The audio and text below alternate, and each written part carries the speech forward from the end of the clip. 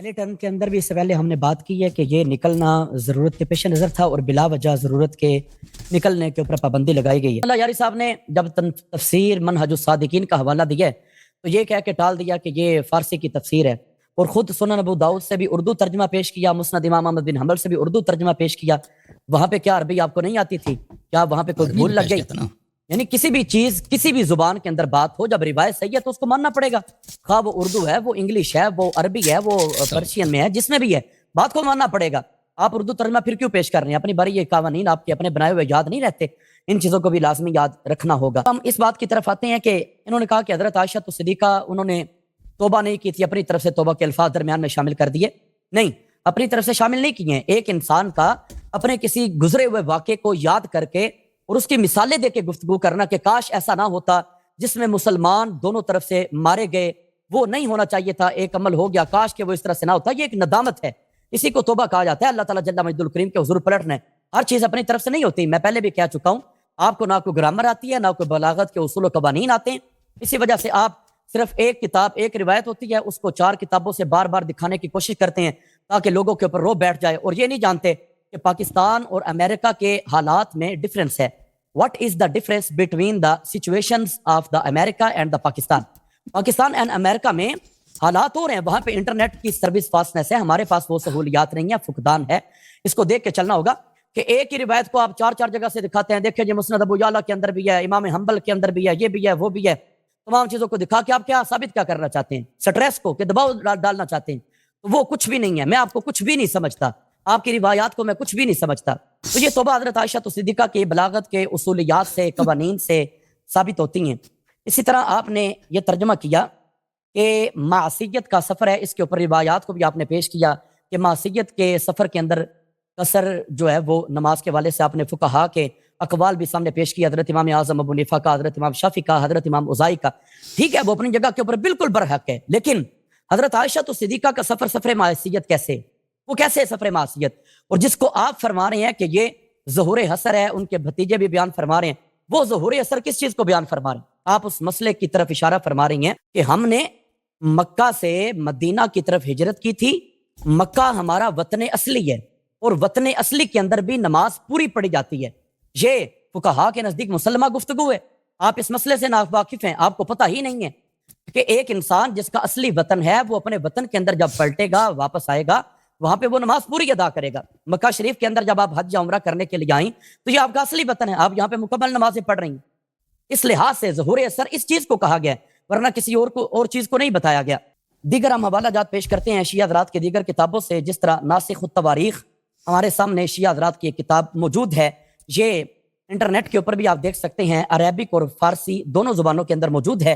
بہرحال جو اویلیبل ہے اس کی فارسی زبان ہے، اس میں کچھ چیزیں عربی کی بھی شامل ہیں، جس طرح کے دعائیہ انداز عربی کے اندر موجود ہیں۔ یہاں پہ نواسخ التواریخ کے اندر یہ تذکرہ موجود ہے کہ پیغمبر مردہ رابع ای کلمات تعویذ میں فرمود، حضرت رسول کریم صلی اللہ علیہ وسلم آپ کے پاس جو کچھ مریض وغیرہ آتے تھے، نبی پاک علیہ السلام یہ الفاظ پڑھ کے ان کو دم کیا کرتے تھے، اذهب البأس رب الناس واشف انت الشافی لا شفاء الا شفاءک شفاء لا یغادر سقما، اے رب ناس شر کو دور کرنے والے، اس ضرر کو دور کر دے، تو شفا دینے والا ہے، تو ہی شافی ہے، تیرے سوا کہیں سے شفا نہیں ملتی، اے مالک تو شفا دینے والا ہے، ایسی شفا عطا فرما جس کے بغیر کسی قسم کی کوئی بیماری نہ رہے۔ اب یہ حضور علیہ السلام پڑھ کے دم کیا کرتے تھے بیمار لوگوں کے اوپر۔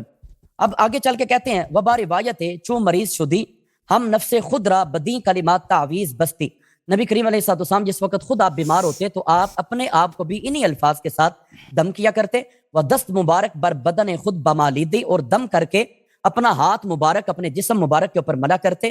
اما چوں مرض موت پیش آمد، جس وقت نبی پاک علیہ السلام کے وصال مبارک کا وقت قریب آیا، وہ گرانی در زبان مبارک، اور آپ کی زبان مبارک کے اوپر الفاظ کا ادا کرنا قدرے ذرا مشکل ہوا، عائشہ ای دعا بخاند، حضرت سیدہ عائشہ صدیقہ نے اس دعا کو پڑھا، وہ دستے پیغمبر را بگرفت، اور نبی پاک علیہ السلام کے ہاتھ مبارک کو اپنے ہاتھ کے اندر لیا کہ بر بدن مبارکش بمالت، اور حضور کا ہاتھ لے کے حضور علیہ السلام کے جسم کے اوپر ملا۔ نبی پاک علیہ السلام نے اس وقت یہ دعا فرمائی، رب اغفر لی والحقنی بالرفیق الاعلی، اے پاک رب جل وعلا میری ذات کے اوپر خاص مہربانی فرما، اور مجھے رفیق اعلیٰ کے ساتھ ملا دے۔ مالک مقتے موت قریب ہے، تو مہربان ہے، اے پاک رب جل وعلا مہربانی فرما دے۔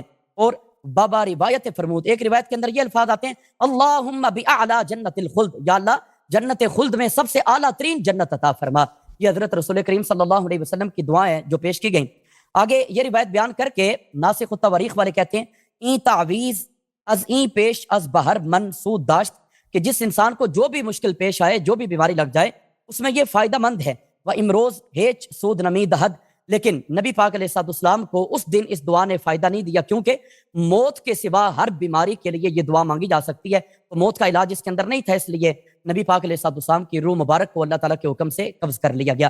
اس چیز کو ناسخ التواریخ کے اندر بیان کیا گیا ہے۔ اسی طرح دوسری روایت جو نواسخ التواریخ کے حوالے سے بیان کی گئی ہے، اس میں قرآن مجید کی آیت طیبہ مبارکہ کو بھی پیش نظر رکھا گیا ہے کہ حضرت جناب سیدہ عائشہ صدیقہ وہ ہیں جن کی وجہ سے اور جن کے دم قدم کی برکت سے اللہ سبحانہ قدوس جل وعلا نے آیت تیمم کو نازل کیا ہے، جن کی وجہ سے قرآن نازل ہو رہا ہے، اور جن کی وجہ سے جن کے قدموں کی خیرات سے پاک رب جل وعلا نے ساری امت کو قیامت تک کے لیے تیمم بطور تحفہ عطا فرمایا۔ یہاں پہ تذکرہ موجود ہے، چیپٹر دیکھ لیں، مفقود شدن گردن بند عائشہ در منزل سلسل، ایک مقام ہے جس کا نام ہے سلسل، وہاں پہ حضرت عائشہ صدیقہ کا ہار گم ہو جاتا ہے۔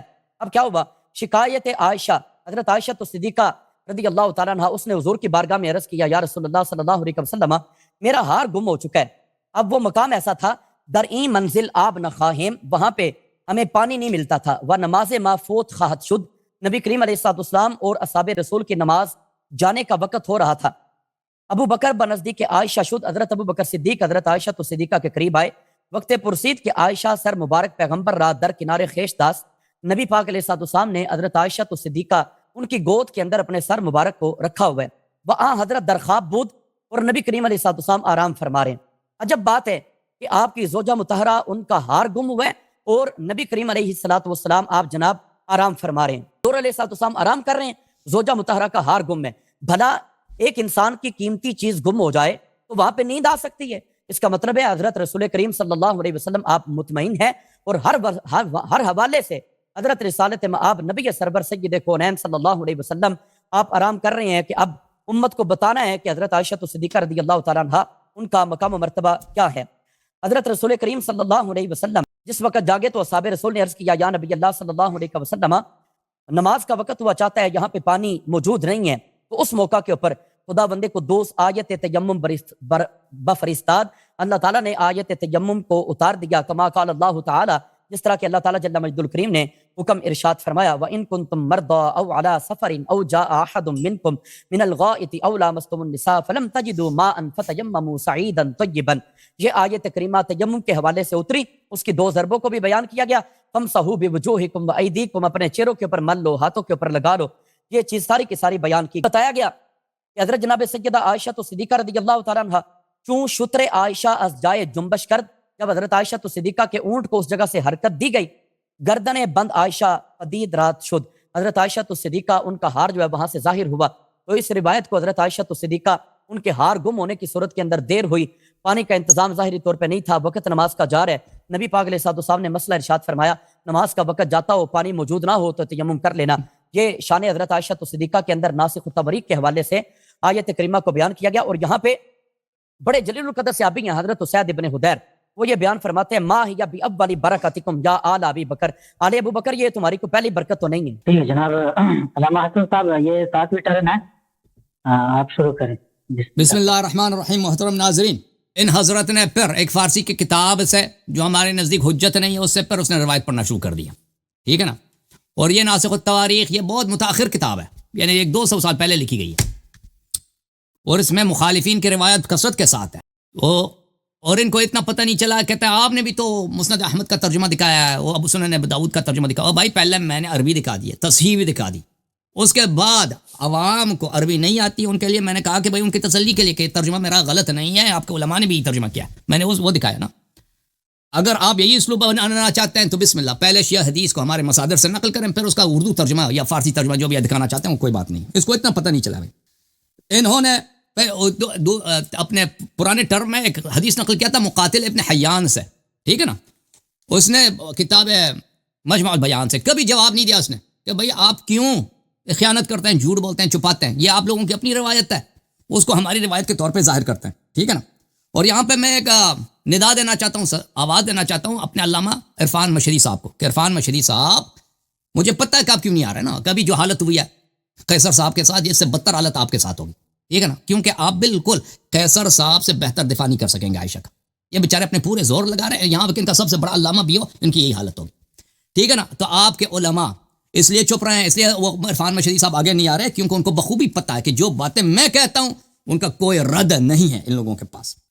بھائی انہوں نے پھر کذب اور جھوٹ کا سہارا لیا اور ایک منٹ بھائی میں اس کو ہمارے، اور انہوں نے کیا کیا، یہ کہتے ہیں کہ بھائی جی دیکھیں وہ عائشہ نے سفر میں، اس لیے کہ وہ مکے میں وہ ان کا گھر تھا، وہ اصل میں مکی ہے، اس لیے انہوں نے نماز کامل پڑھا ہے. میرے بھائی آپ کیوں بات کو نہیں سمجھتے؟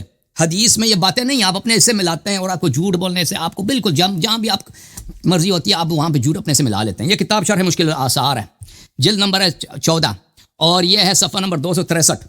قاسم ابن محمد سے ہم نے پوچھا کہ ما بال عائشہ کانت تتم فی السفر، عائشہ کس وجہ سے سفر میں، نہیں بولا کہ وہ مکے میں یا بصرے کی سفر، مطلق سفر میں وہ نماز کامل پڑھتی تھی. اس نے کہا کہ لأن رسول اللہ صلی اللہ علیہ وسلم قال، اس لیے وہ نماز کامل پڑھتی تھی کیونکہ رسول صلی اللہ علیہ وآلہ وسلم نے فرمایا ہے کہ ہادی ثم ظہور العصر، یہ تم نے حج کے بعد گھر سے نہیں نکل سکتی. میں نے حدیث دکھا دی نا مختلف طرق سے صحیح حدیث کہ رسول اللہ صلی اللہ علیہ وسلم نے ازواج پر حج کے بعد گھر سے نکلنا حرام کیا تھا.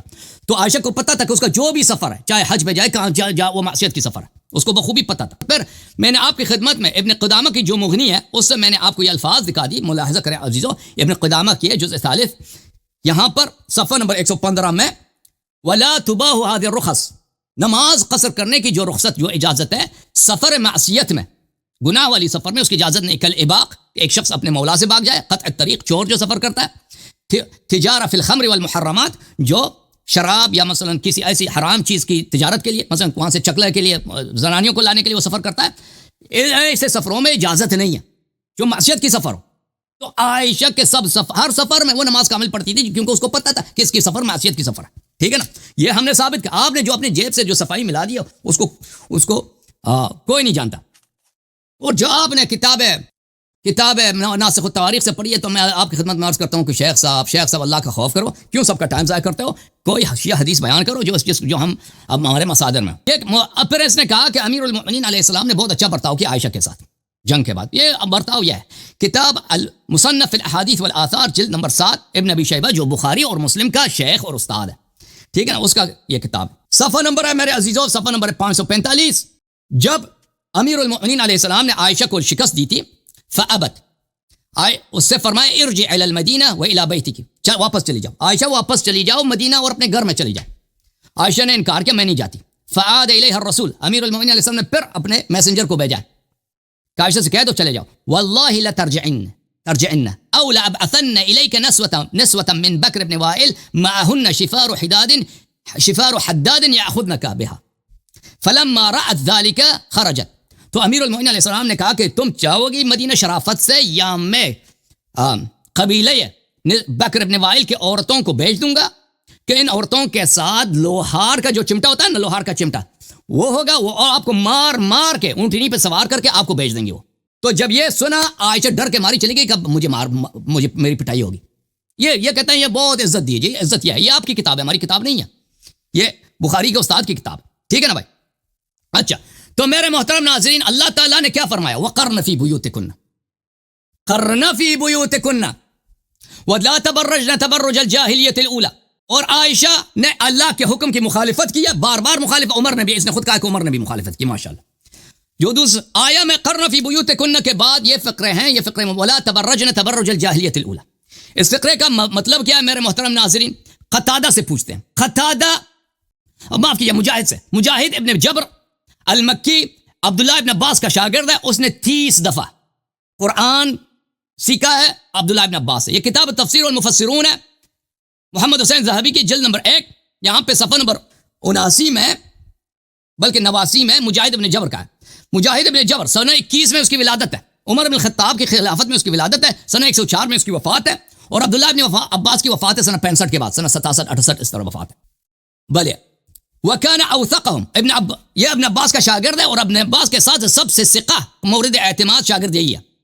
لذا اعتمد على تفسیره الشافعی والبخاری وغیرهما، اسی لیے کہ سب سے ثقہ ہے شافعی اور بخاری نے اس پہ اعتماد کیا. وَنَجِدُ الْبُخَارِيَ فی کتاب التفسیر من الجامع الصحیح ينقل لنا كثيرا من تفسیر عن مجاہد، اور ہم دیکھتے ہیں کہ بخاری کتاب تفسیر میں مجاہد سے بہت زیادہ نقل کرتا ہے. اور یہ بخاری کی شہادت ہے اکبر و شاہد مل علی ثقتی و عدالتی، کہ یہ ثقہ ہے، عادل ہے، اور اس کا فہم قرآن مجید میں سب سے زیادہ. اور اس سے روایت ہوئی، اور عرفت القرآن علی ابن عباس 30 مرہ، میں نے 30 دفعہ پورا قرآن ابن عباس کے پاس ساتھ تفسیر کے ساتھ پڑھی. اور اس کے بہت ساری کہانیاں ہیں کہ ابن عباس کا شاگرد تھا. یہ کتاب تفسیر عبد الرزاق الصنعانیہ جزء ثالث چاپ الکتب العلمیہ. ملاحظہ کریں یہاں پر عبد الرزاق مجاہد سے نقل کرتے ہیں، عبد الرزاق معمر سے، معمر ابن ابی نجیح سے، وہ مجاہد. فی قولی تعالی ولا تبرجن تبرج الجاہلیۃ الاولى قال كانت المرأة تتمشى بین الرجال فذلك تبرج الجاہلیہ، عورت نامحرم مردوں کے درمیان چلے. آئے ہائے ہائے، یہ تبرج الجاہلیہ، جاہلیت الاولى. ایک جاہلیت الاخرى بھی ہے، اس امت میں ایک جاہلیت ہے، ایک پچھلا جاہلیت، اس امت میں بھی جاہلیت ہے نا. یہ پچھلے جاہلیت سے بھی یہ زیادہ گناہ نہیں ہے. عورت نامرد محرموں کے ساتھ، نامحرم مردوں کے ساتھ چلے، یہ تبرج الجاہلیت الاولى. ابن عباس کا سب سے ثقہ شاگرد اس نے آیت کی تو. اب مجھے بتاؤ جی، زبیر نے اپنی بیوی کو لایا تھا، پہلے بھی آپ سے پوچھا تھا، آپ نے جواب نہیں دیا. اور شیخ صاحب زبیر نے اپنی بیوی کو لایا تھا، یہ ڈسکنیکٹ ہے نا؟ ڈسکنیکٹ نہیں. زبیر طلحہ نے اپنی بیوی کو لایا تھا، کسی نے لایا تھا اپنی بیوی کو. میں اب آپ کو اگلے بتاؤں گا کہ اس کی حالت کیا تھی، اس کا حلیہ کیا تھا. عائشہ کا جنگ جمل میں لوہے پہن کے آئی تھی. او بھائی یہ ہے رسول صلی اللہ علیہ وسلم کے بعد ولا تبرجن تبرج الجاہلیت الاولى، کہ امیر المؤمنین سید المسلمین جس کے متعلق رسول صلی اللہ علیہ وسلم نے فرمایا ان کی دشمنی نفاق ہے، اس کے جنگ میں یہ زرہ عورت ہے. کوئی عورت نہیں، نہ طلحہ کی بیوی ہے، نہ مروان کی بیوی ہے، نہ زبیر کی بیوی ہے، کسی نے اپنی بیوی کو نہیں لایا. یہ اٹھ کے آگے سب نامحرم مردوں کے ساتھ، اور زرہ پہن کے ادھر اور بیٹھی ہے، چڑھ گئی ہے اونٹنی پر. یہ تبرج الجاہلیت الاولى قرن فی بیوتکن کی مخالفت میں نے ثابت کر دی نا. عائشہ فی القرآن میں نے ثابت کی، یہ خاشعہ نہیں تھا، اللہ پہ اس کا ایمان تھا ہی نہیں جی. جب رسول صلی اللہ علیہ وسلم سے اس نے بے حرمتی کی، سب لوگوں کے سامنے بے عزتی کی، ٹھیک ہے نا، اور اس کے والد ابو بکر نے اس کو تھپڑ بھی مارا. اب ثابت کیا قرن فی بیوتکن کی بھی مخالفت کی، اور تبرج الجاہلیت الاولى کی بھی مخالفت کی ہے جی. جی سر بولے، ٹائم ختم ہے جی.